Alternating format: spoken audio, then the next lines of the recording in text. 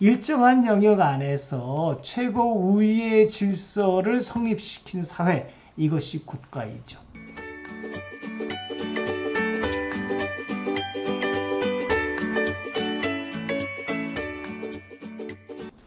그 형태가 어떠하든 나름 사람들의 모임에서 분배 질서가 확립되면 사회가 되는 거예요. 단순히 국가만 사회가 아니고 가족사회, 학교사회, 회사사회, 폭력조직사회, 종교사회도 각각 그 나름의 분배 질서를 가지고 사람들이 모여있는 사회가 되는 거예요. 사람의 모임이 되는 거죠. 그러니까 각 사회는 나름대로의 질서를 가지고 구성원들을 규율할 수 있는 힘을 다 갖고 있어요. 근데 자세히 보면은 모든 사회가 똑같은 규율 질서를 갖고 있고 똑같은 강제 형태를 갖고 있느냐 하면 그건 아니에요. 각 사회마다 다 특성을 다 각자 가지고 있죠. 가족 사회를 보면은 부부와 자녀 사이의 어떤 사랑에 기초한 사회이니까 사랑과 존경의 질서가 그 기본적인 질서가 될 거고요. 그래서 부모들은 자식들에 대해서 무한히 나눠주고 또 성장을 위해서 무한히 공짜로 나눠주는 그런 어떤 질서가 형성되어 있죠. 회사는 회사원과 그다음에 사용자 등 또 노동자들의 이해관계가 서로 계약으로 연결된 질서예요. 따라서 계약에 의한 강제가 그 질서의 기본 형태가 되겠죠. 또 종교사회는 신의 섭리와 권위에 따라서 질서가 형성된 사회이고요. 그러니까 신이 정했다고 하는 어떤 질서에 따라서 그 사회가 움직이고 있고요. 비밀결사는 은밀한 어떤 목적에 입하지 않은 어떤 헌신의 질서가 그 가운데 이루어지게 되고요. 그 질서도 각 비밀결사마다 또 다르겠죠. 조직폭력사회는 역시 돈을 벌겠다라고 하는 단순한 이익 욕망의 어떤 그런 어떤 욕망을 공유하고 그것을 폭력으로 실현하겠다라고 하는 폭력도 행사할 수 있다는 어떤 그런 질서가 그 속에는 형성되어 있죠.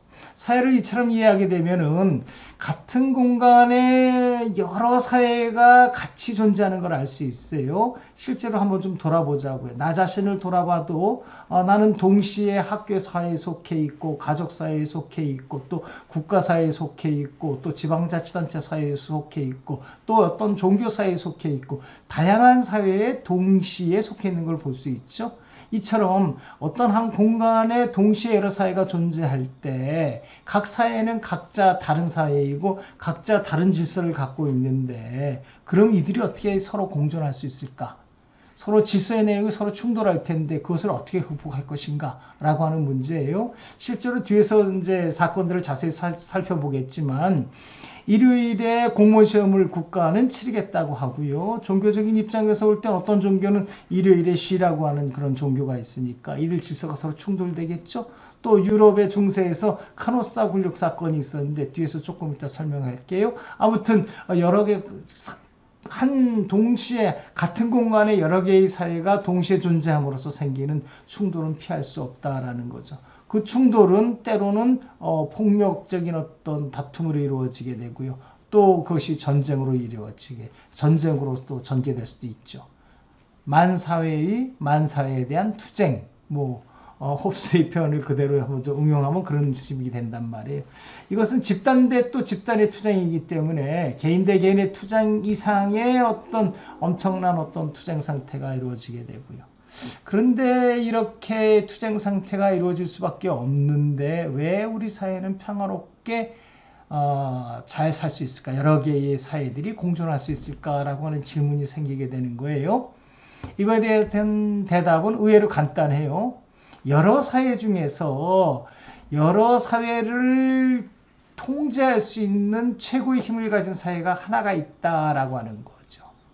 그 특별한 사회를 우리가 국가라고 그런다라는 거예요. 즉 일정한 영역 안에서 최고 우위의 질서를 성립시킨 사회, 이것이 국가이죠. 다른 사회를 제어할 수 있는 월등한 힘을 가지고 있고요. 그래서 국가는 그 구성원에 대해서 일정한 질서를 유지할 수 있을 뿐만 아니라 그 속에 속해 있는 모든 다른 사회에 대해서도 국가의 질서를 관철할 수 있는 사회다, 이렇게 보면 됩니다. 국가에 있는 모든 사회는 그러니까 국가 질서를 위반할 수가 없게 되죠. 다 국가 질서에 복속되어 있다라는 거예요. 그러면 그러면 모든 사회가 똑같으냐?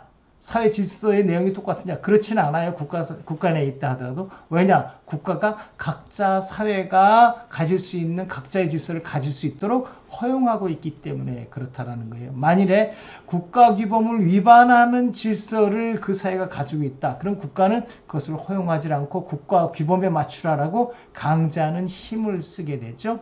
이런 충돌은 특히 폭력 조직, 사회하고 국가와의 관계에서 갈등이 일어나기 쉽죠. 왜냐하면 국가는 모든 폭력은 국가가 독점하겠다. 물리력 행사는 다 국가가 독점하고 국가가 허용할 때만 행사하도록 해라. 특히 사람과 사람 사이에서는 폭력은 절대로 행사해서는 안 된다. 이런 어떤 기본적인 룰을 가지고 있는 것이 국가인데 그래야만 평화를 유지할 수 있기 때문에 그렇죠. 일반적으로. 그런데 조직폭력 사회는 폭력을 행사해서라도 이익을 추구하겠다는 질서를 가지고 있기 때문에 폭력 사회하고 그다음 조폭 사회하고 국가 질서는 충돌될 수밖에 없어요. 물론 국가가 더 힘이 세기 때문에 조폭 사회가 국가 권력에 항상 복속당하는 형태가 되죠. 그러니까 조폭 사회 구성원들이 대부분 교도소에 들어가서 있는 이유가 설명될 수 있는.